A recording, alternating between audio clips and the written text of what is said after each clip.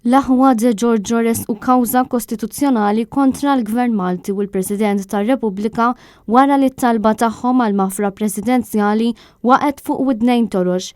Iż-żewġ naħwa huma akkużati bl-assassinju tal-ġurnalista Daphne Caruana Galizia b'karozza bomba fis-16 ta' Ottubru tal-2017.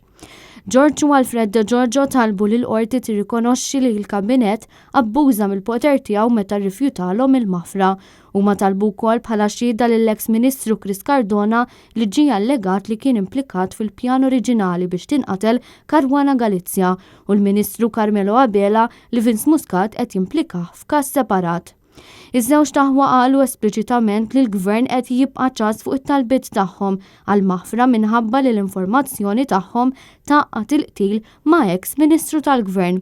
L-avukat tagħhom William Kuxkieri qal fl-applikazzjoni li l-klijenti tiegħu ma rċivew l-ebda komunikazzjoni fuq it-talba tagħhom qabel ma saru jafu fil-medja li l-President kien ġie avżat mill-Kabinett biex ma jaċċettax it-talba l-mafra. L-avukat Kuxkieri qal li ċ-ċaħda tal-proklama hija konflitt ta' interess għall-Gvern.